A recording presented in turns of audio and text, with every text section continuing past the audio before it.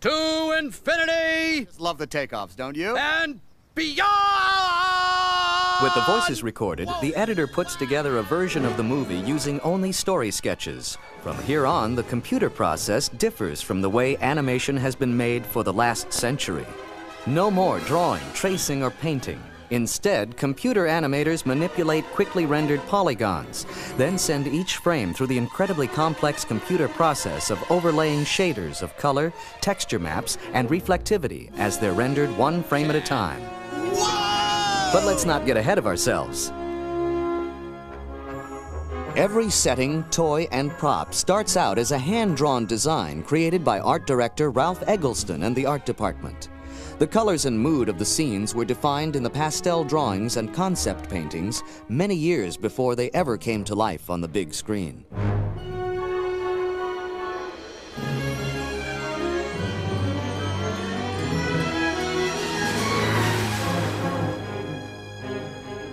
The approved designs are assembled into model packs that serve as a blueprint for the technical directors who construct objects inside the computer.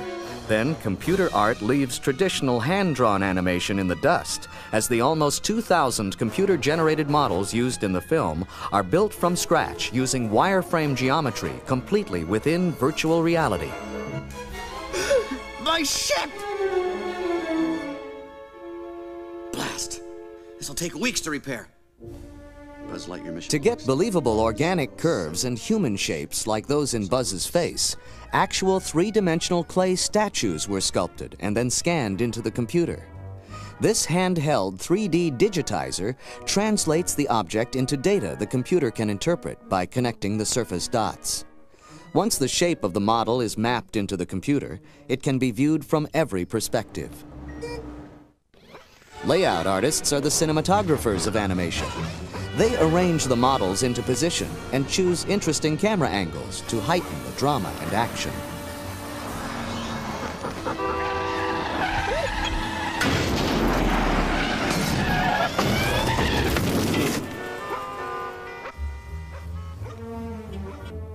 The stagings can be moved and manipulated beyond what real cameras can do, taking us right through the ceiling if need be.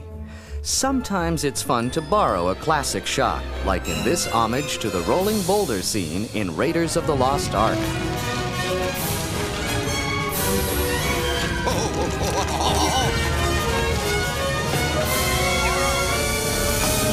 Buzz!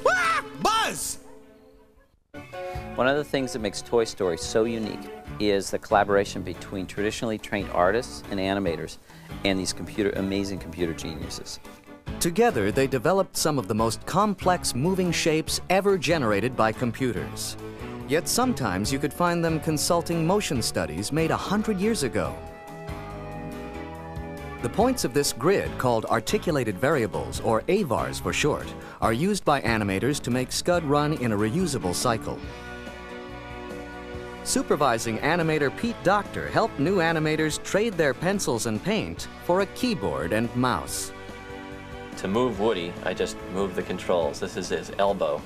I can move his elbow up or down. The next one down is the wrist. I can move his wrist however I want him to look. I think if you can actually make it work and read and communicate without any facial expressions, without the use of your face, then you've done a really successful job. So actually what we tried to do is get everything to read just in the acting, the pantomime, and then when you stick the face on, it'll only plus that. Buzz, look, an alien! Where? The trick of good animation acting is getting the audience to believe that the toys have emotions and a mind of their own.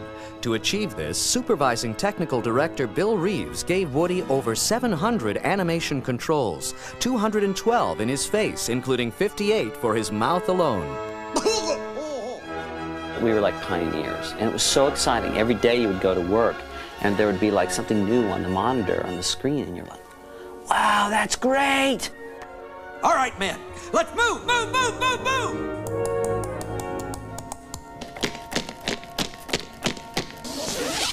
One of the great moments in Toy Story is the Green Army Man scene. Everybody knows these toys. There's a few, basic characteristics that we had to have. One, gun barrels always bent. 2, they have the mold flashing, the bits of extra plastic around their head. 3, their feet are attached to the bases. So when we were putting Green Army Men in our film, we had to have those 3 things. In order to capture realistic movement for the Green Army Men, the animation staff took turns hobbling around the office with their shoes nailed to a board. Believe it or not, they got paid for doing this. While all this is going on, Ralph Eggleston and his amazing staff designed all the sets in the film. I mean, we're talking about the neighborhood, the street, the trees, the leaves on the trees, the houses. One of our favorite settings in the film was Sid's room. He's a bad kid of the film. He's sort of like a Dr. Frankenstein of the toy world. The human characters provided animators with some of their greatest challenges. Computer scientists figured out how to give skin an oily texture and how to layer 15,000 individual hairs. Piecing Sid together meant balancing reality and caricature in a way that would do justice to the first all-computer animated screen villain. We all agreed that Sid was the kind of kid who would grow up to be an animator.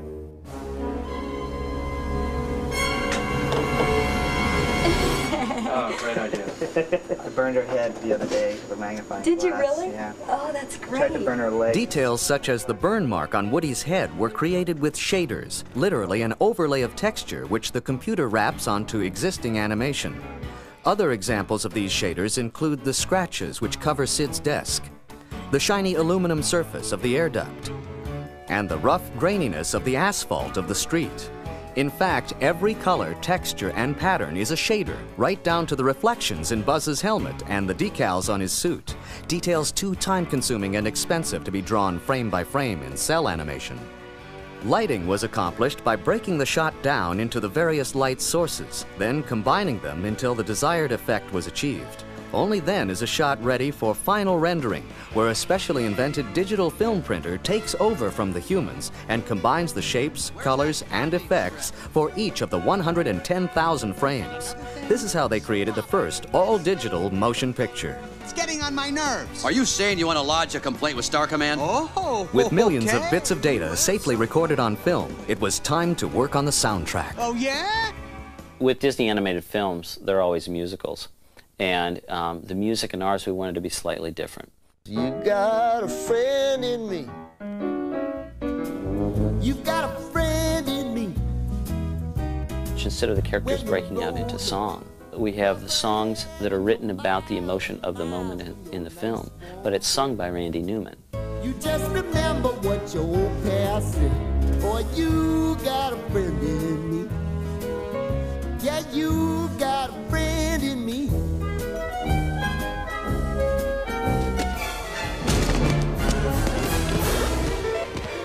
Grammy winner Randy Newman also wrote the score and conducted Toy Story's 97-piece orchestra on the same stage where The Wizard of Oz and Singing in the Rain were recorded. You can't treat it as if exactly as if it were a real picture. I mean, there's stuff you have to catch. You know, if something happens like that. By the fall of 1995, the only process left was to mix the final audio. On most movies, sounds are recorded live on the set. For Toy Story, there was only silence. They're here! Birthday guests at 3 o'clock! Stay calm, everyone! I didn't hear anything that time. We've been listening to music. Sound designer Gary Rydstrom had to create unique sound effects for each individual character.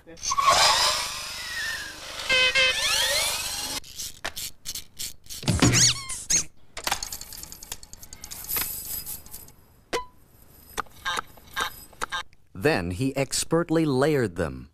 They're here! Birthday guests at 3 o'clock! Stay calm, everyone!